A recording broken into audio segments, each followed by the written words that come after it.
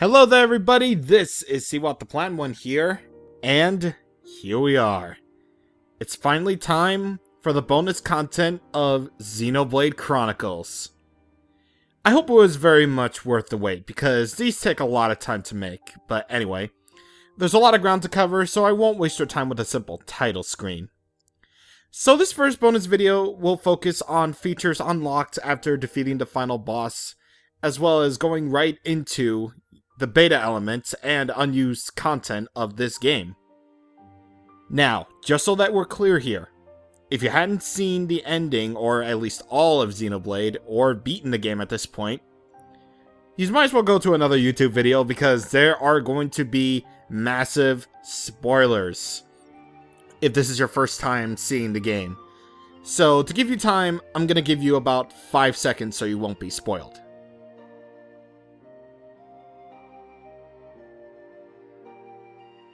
You still here? Okay then, I guess we're gonna go right into it. So, after defeating Zanza, you have the option to save over one file to commence a New Game Plus adventure. So, the New Game Plus of Xenoblade carries over plenty of things over from your previous game. Of course, there are levels, arts, money, and party affinity being carried over to your NG Plus file, as well as your party's equipment when they took on Zanza. 30 weapons of your choice as well as 30 armor pieces from each category, also of your choice, will be carried over as well. Finally, all other items like gems, collectibles, key items, story items, they're all going to be carried over to New Game Plus. But now, here comes the kinda lame part about things being carried over to New Game Plus. Of course, some things don't carry over, like Colony 6, Reconstruction, or anything having to do with the main story because, you know, I was kind of wrong when I said about, key items being carried over. Well, story items obviously don't get carried over because, it wouldn't make sense to have all the keys to, attending the big ceremony of the high end by beating that big bird thing, I guess. But the main thing that doesn't get carried over are the quest log completion, heart-to-hearts, and the affinity charts, and also map completion as well. Honestly, this is kinda lame, and you can pretty much imagine me being all like, oh hell no, not doing that again. Well, I get that resetting the game for New Game Plus file is pretty much the equivalent to Zelda's second quest, in that, you have to do everything all over again. But I honestly don't really see me doing everything all over again just for another shot, because, you gotta breeze through the game and stuff.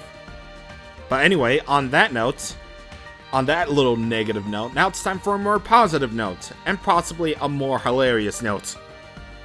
New Game Plus also changes everyone to their end game appearance, like Mumkar's right here. Even Dixon gets his end game clothes during the Battle of Sword Valley. Plus, that Dunban moment when you realize he's got no Monado. We may die if we take a stand here, but staying gives us the chance to change our destinies. We have the Monado. With this, the future is ours for the taking.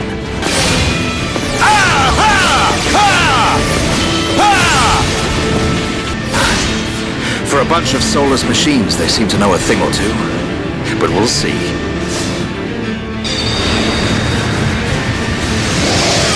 Of course, Dunban's weapon still beats them all. The Monado. I hope I can figure out the secret of his power one day. That, right there.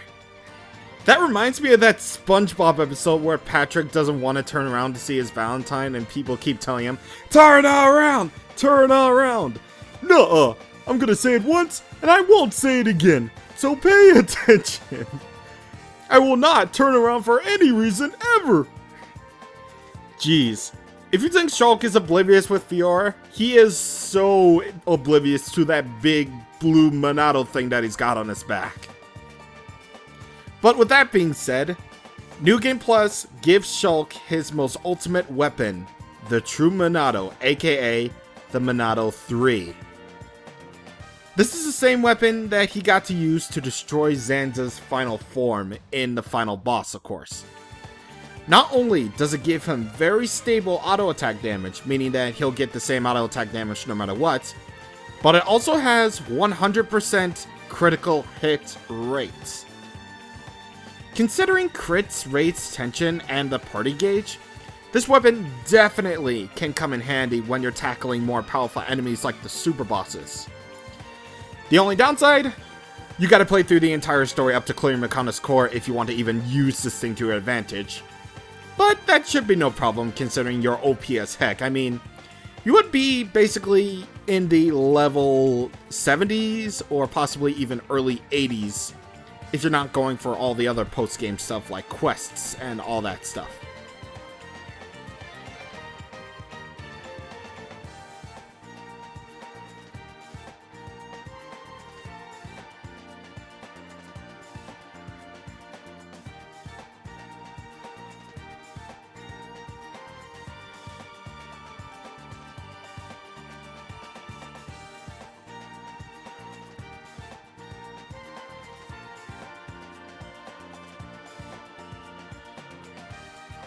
Other than that, though, you can re-earn affinity coins by defeating unique monsters in New Game Plus, as well as get something really, really cool concerning the greatest Xenoblade waifu ever to be conceived by mankind, Fiora. So, when you first assume control of her in New Game Plus, she actually won't be at the same level as she was in the Zanza fight. Instead, she will be at the level she was when she died during the Colony 9 attack with Metalface. By the game standards, Hom's Fiora and Mecha Fiora are considered different beings. So because of the way the game sets up party members joining you with the same level / affinity coins, Fiora has the potential to have more affinity coins and skill links than any other party member combined. That is, if you decide to go to play as her alone when, she's delivering the food to Shulk, and just defeat unique monsters like Evil, Ragnarok, Verdant Blue Call, all that stuff. If you plan on using her in New Game Plus for the super bosses, you will have so many options for skill links for her because of this. But really, that's basically all there is to, New Game Plus. While I personally don't go for New Game Plus, because once again, personal preference and all that, I just like seeing the satisfaction of, me defeating the game, as it were, just seeing everyone happy, don't need me to take on New Game Plus, all that stuff. I did promise myself to tackle it whenever I finish Xenoblade 3D for the first time. So, yeah, when I finish that, I'm definitely going to try out New Game Plus in Xenoblade 3D. But anyway, that's about it for New Game Plus. There's nothing really else to New Game Plus aside from those things, but hey, it's a nice little thing to have considering that you are OP as heck now. But either way, I was actually originally going to put Heart to Hearts next, but then I realized there were so many heart-to-hearts to cover. In fact, I actually want to cover all the other heart-to-hearts that I missed out in one video. So, because of that, you're not going to get heart-to-hearts in this video. Instead, we are going to go straight on to it. We are going to go for, a Did You Know Gaming type thing, in that I will explain all the beta / unused content. First off, this picture. This is a rather interesting picture created by the director of this game, Tetsuya Takahashi. He created this statue that, that is fighting this other thing, and then, they are basically being all fighting style. Can't really say other than they're just frozen. But yeah, somehow that statue turned out to be the base of this game. So, yeah, that's actually really, really interesting. So that's basically the big thing out of the way. Well, one of the big things, but whatever. As we gaze out into, the beautiful sight of the destroyed robot god, because again, this is me doing the post-game stuff. First off, we go over minor things about, Xenoblade's development. Of course, there are minor things that went unused, such as unused costumes like Dunban's bandages for when he had his injuries with the Monado, or stuff like the quality thruster or the strong inside leg. Basically, unused items that were very, very small additions, nothing really too spectacular. Or placeholder items such as Swamp Item 5 or anything like that. But there are actually rather interesting unused boss items that you will get from various bosses. And of course, I'm going to go with them in order, as it were. So they are as follows. There are 3 masks that you can get from the Scout Entia that you would have gotten from the Scout Entia fight or Ricky's Yoink. They are Assassin, Protection, and Ghost. All of them having little messages on the back like, aim your way to the top, or I'm sorry daddy, or anything like that. Tyrea's mask, which you would have gotten from the Telethia and Tyrea fight in the Hyantia tomb, but of course, her mask being taken off by the Telethia was just meant for the cutscene. Mumkar's claws, should you have defeated Metalface at Sword Valley, I presume. Gadot's gun turret, which you would have gotten from the Jadeface fight. I'm assuming either Mechonis Field or Agneritha. But, within the same sort of fight, if it was Agneritha, you actually would have gotten another unused weapon for Sharla, which is Gadot's cannon, which I'm assuming it's basically meant to be like an upgraded version of Gadot's rifle, since you never really get any other items of that caliber for Sharla. So that would have been really interesting to see. Leader's plate from Yaldabaoth. Okay, before I go any further with this, I'm gonna take a moment to say this item description is the exact item description. So it reads, and I quote, "This is Yaldabaoth's armored plate. Could be turned into nice tableware."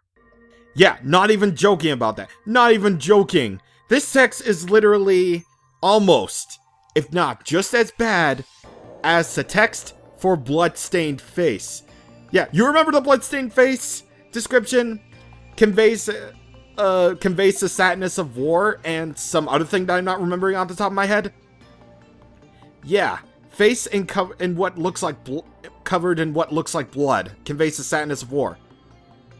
And think about this. Bloodstained Face was kept in while the Leader's Plate didn't. I'm pretty sure they had very good reason because Egil was such an amazing character. Plus, you could sell that item. Not even joking. You could sell the Leader's Plate if it was put into the game. Jeez. I just find that item like so rude. Rude. Alright, so Telethia Tear Jewel would have been dropped by Lorithia.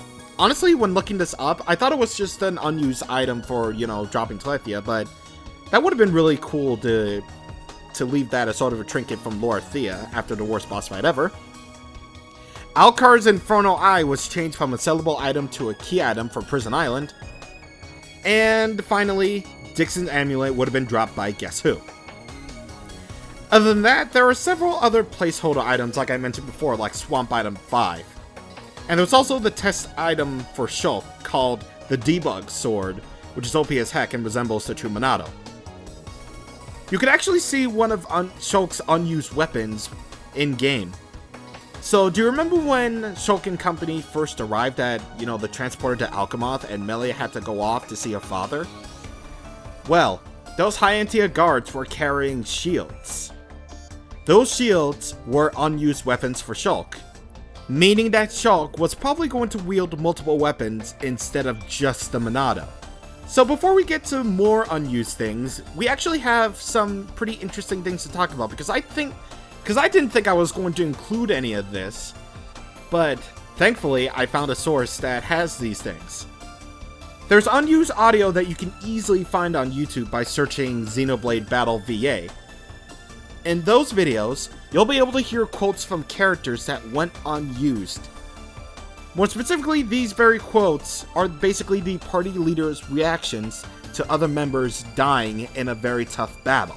Fiora! Please, no! Rhine! Shola! Oh, man! No! Rhine! Rhine! Ricky! Ricky!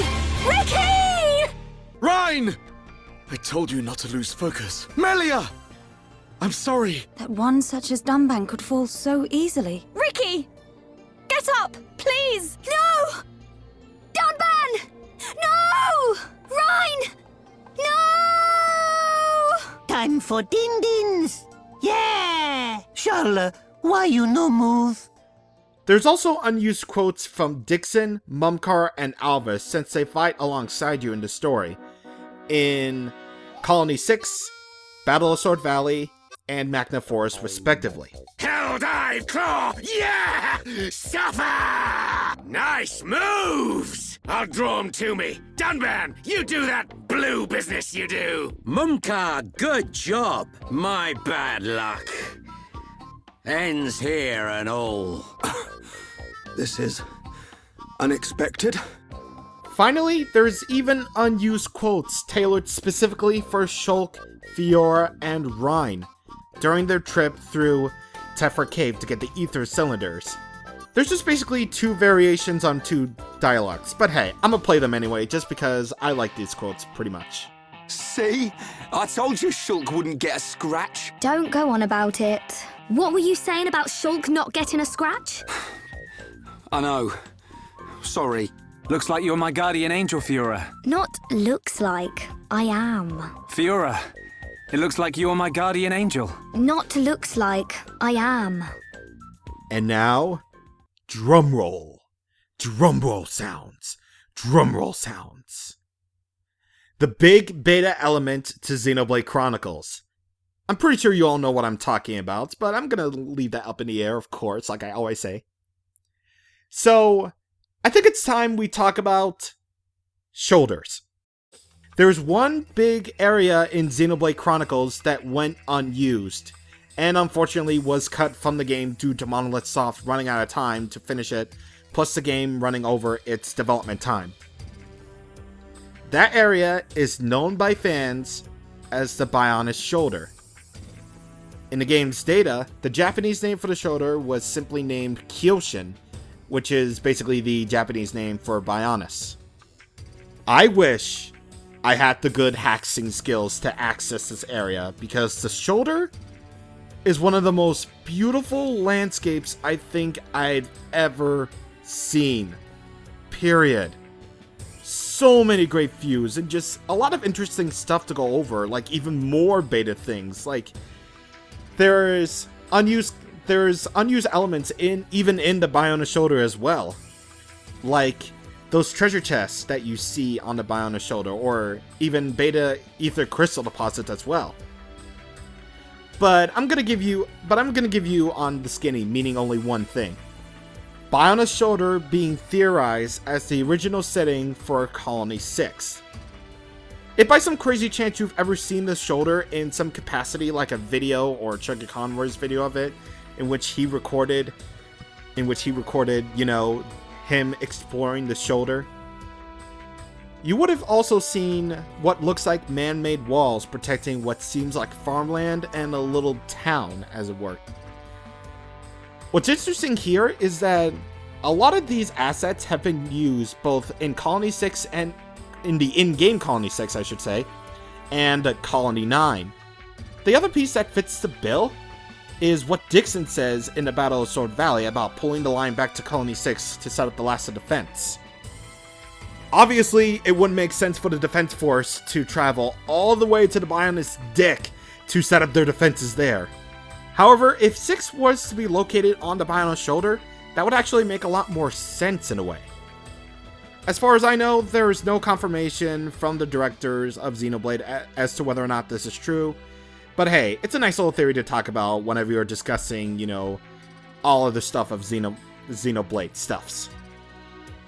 By the way, if you do have access to this area somehow by magic or by technology, don't save. I don't think the game can actually handle you saving in an unused area.